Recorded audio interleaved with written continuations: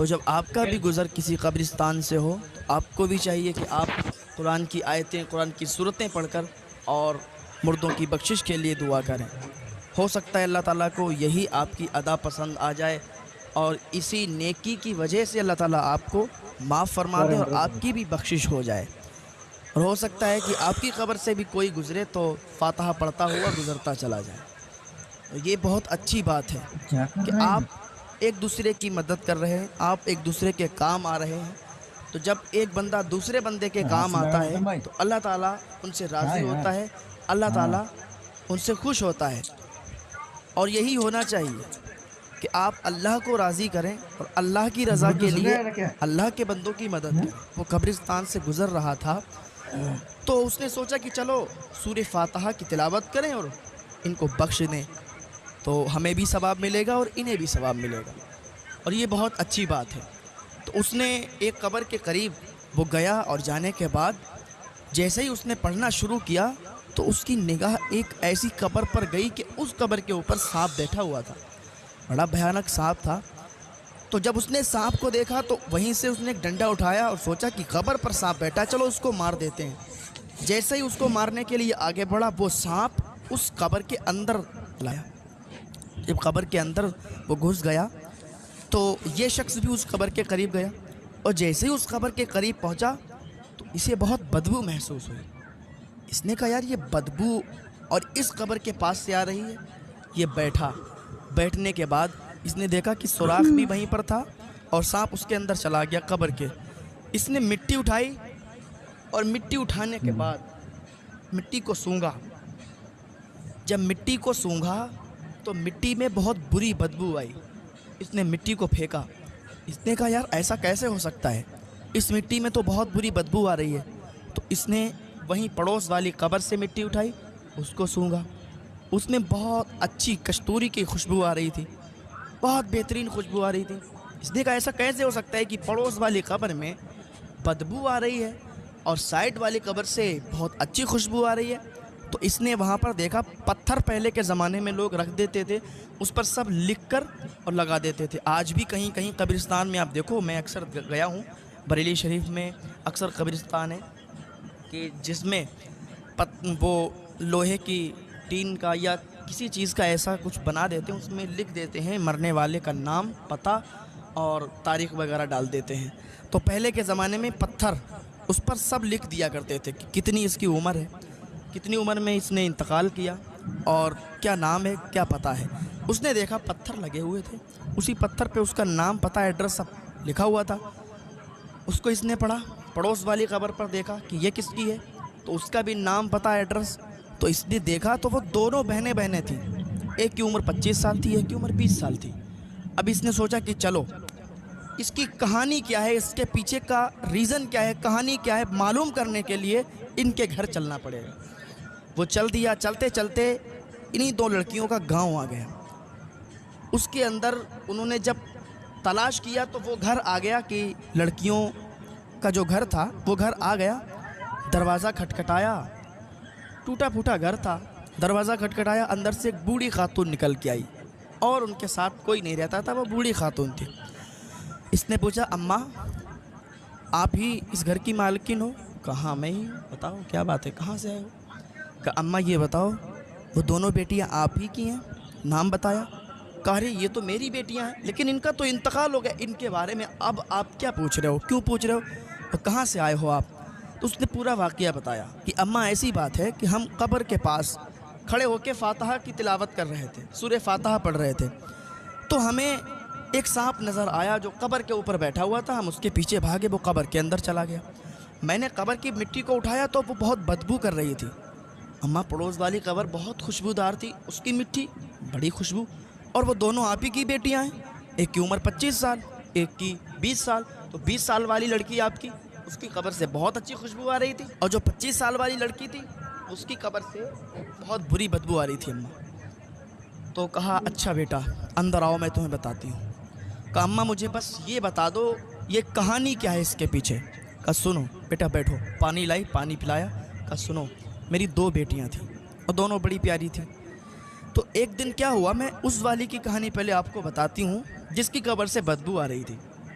کہا ایسا تھا کہ ہم اور ہماری وہ بیٹی، ہم ایک دور ایسا تھا ہم پہ کہ ہم بہت مالدار تھے، بہت زیادہ پیسے والے تھے. تو ہماری وہ بیٹی اور ہم لمبے سفر پر گئے. راستے میں جنگل بھی پڑے، سنسان جگہ ریگستان بھی پڑے. تو ہمارے پاس پانی وغیرہ کافی تھا، کھانا بھی ہم نے رکھ لیا تھا، اتنا رکھ لیا تھا کہ اپنی منزل پر پہنچ جائیں اور کھانا ختم نہ ہو، پانی ختم نہ ہو. تو جب راستے میں چلے ایک جنگل پڑا، اور جنگل سے جیسے ہی باہر نکلے تو بالکل سنسان جگہ تھی، دھوپ بہت تیزی کے ساتھ تھی. تو دو باپ بیٹے، ایک آدمی تھا اور اس کا بیٹا ایک، وہ راستے پر تڑپ رہے تھے، لیٹے ہوئے تھے، اور بیٹا بہت تیزی کے ساتھ رو رہا تھا اور اس کا باپ، اس کی آنکھوں میں آنسو تھے اور وہ کمزوری سے کرا رہے تھے.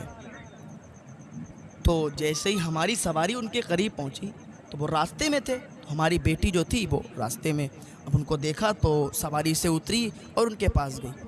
کہا ایسا ہے کہ آپ لوگ یہاں لیٹے کیوں ہو، راستہ روکے ہوئے ہو، راہگیروں کو پریشان کر رہے ہو، آپ مسافروں کو پریشان کر رہے ہو. تو وہ آدمی بولا کہ ایسا ہے بہن، ہم کسی راہگیر کو، کسی مسافر کو پریشان کرنے کے لیے یہاں نہیں ہیں، بس ہم تو پیاس میں تڑپ رہے ہیں. ہمیں چلو پیاس لگی ہے، کوئی بات نہیں، ہم برداشت کر سکتے ہیں، لیکن یہ جو چھوٹا بیٹا ہے ہمارا، یہ بہت زیادہ پیاسا ہے اور اس کے بہت تیزی کے ساتھ اس کو بھوک لگی ہے، پیاس بھی لگی ہے. تو اللہ کے واسطے، اللہ کے لیے آپ تھوڑا سا پانی میرے بیٹے کو پلا دیں. تھوڑا سا پانی اگر میرا بیٹا پی لے گا تو وہ ابھی رو رہا ہے، ابھی اس کو بھوک کی شدت ہے، پیاس کی شدت ہے، جیسے اس کے حلق میں پانی جائے گا تو اس کی جان بچ جائے گی اور پھر میں یہاں سے اس کو لے کر چلا جاؤں گا، کیونکہ پتہ نہیں ابھی کتنا لمبا سفر ہے. تھوڑا سا پانی مجھے دے دو اور تھوڑا سا پانی میرے بیٹے کو دے دو. اور تمہارے پاس پانی کی کمی نہیں ہے، لیکن ہم پیاسے تڑپ رہے ہیں، اگر میری اتنی آپ ہیلپ، مدد کر دیں تو اللہ کی بارگاہ میں ہم آپ کے لیے بہت دعائیں کریں گے. اس لڑکی نے کہا، وہ بوڑھی کہنے لگی، میری بیٹی نے اس کو دھکا دیا اور اس کے بیٹے کو سائڈ کیا اور سواری پر بیٹھی اور آگے بڑھ گئی. میں نے اس کو لاکھ کوشش کی منانے کی، بیٹی تڑپ رہے ہیں، ان کو پیاس لگی ہے. اور اللہ تعالیٰ اس بندے کو بہت زیادہ پسند کرتا ہے، یہ جو اللہ کے بندوں کی مدد کرتا ہے. اور اس ٹائم یہ پیاسے ہیں بیچارے، تڑپ رہے ہیں، مر جائیں گے، کو پانی دے دو. میری بیٹی نے میری بات نہیں مانی اور چل دی، کہا نہیں دیں گے، کیونکہ اس کو پیسوں کا گھمنڈ تھا، تکبر تھا بہت زیادہ. اس نے پانی نہیں دیا. ہم اپنی منزل پر پہنچ گئے، یہاں تک کہ جب واپس آئے تو کیا دیکھا، وہ دونوں باپ بیٹے مر گئے تھے، مر چکے تھے، کیونکہ ادھر سے جب ہم جا رہے تھے وہ تڑپ رہے تھے. اگر 2 گھونٹ ان کو پانی مل جاتا تو ان کی زندگی بچ جاتی.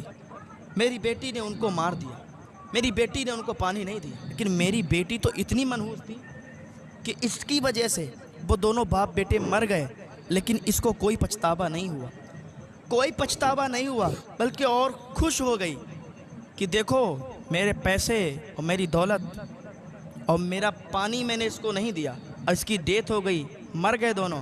اگر ہم ان کو پانی دیتے تھے تو ان کی جان بچ جاتی. بڑا فخر سے کہہ رہی تھی، بڑی خوش تھی، بیٹا مجھے لگتا ہے کہ یہ اسی وجہ سے اس کی قبر بدبودار ہے، اس کی قبر میں عذاب ہو رہا ہے، اور اس کا سود کا کام تھا، سود کھاتی تھی، حرام کمائی کماتی تھی اور غریبوں پر بڑا اتیاچار کرتی تھی.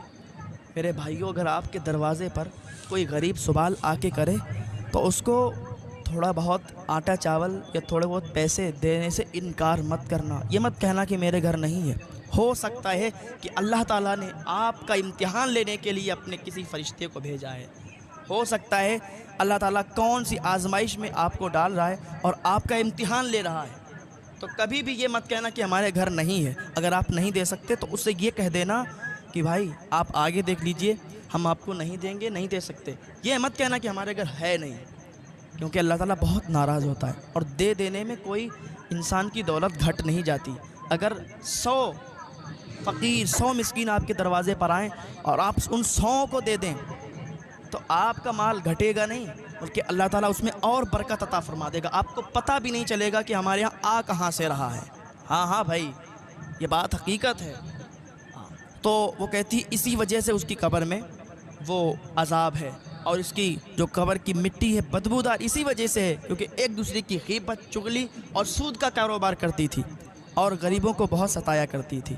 پھر بات یہیں تک ختم نہیں ہوئی بیٹا، وہ بوڑھی کہنے لگی بیٹا بات یہیں تک ختم نہیں ہوئی، اب یہ واپس گھر پر آئی۔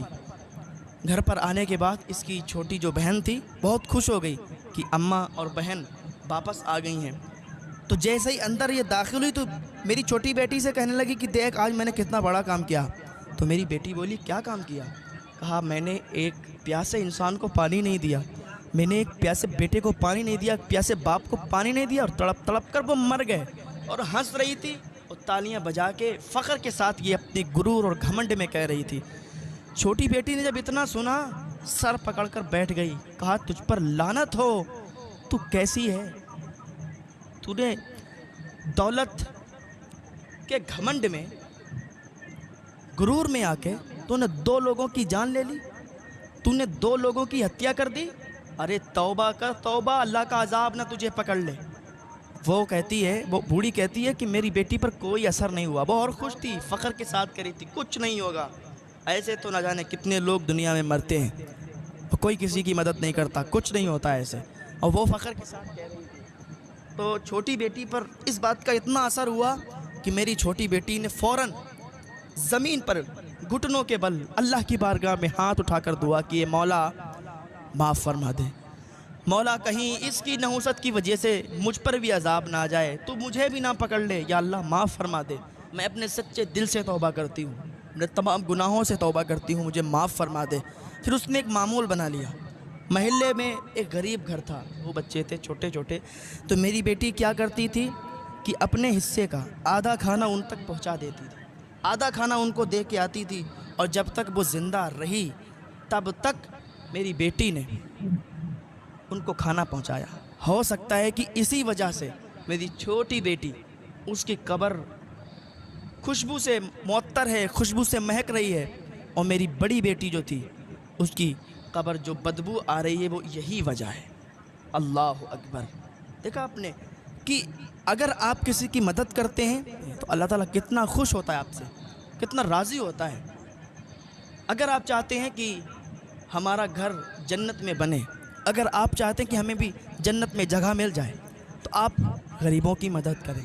اگر آپ کو اتنی استطاعت ہے، آپ کے پاس اتنے مال و دولت ہے، تو آپ کبھی بھی اپنے دروازے سے کسی غریب کو مت لوٹانا۔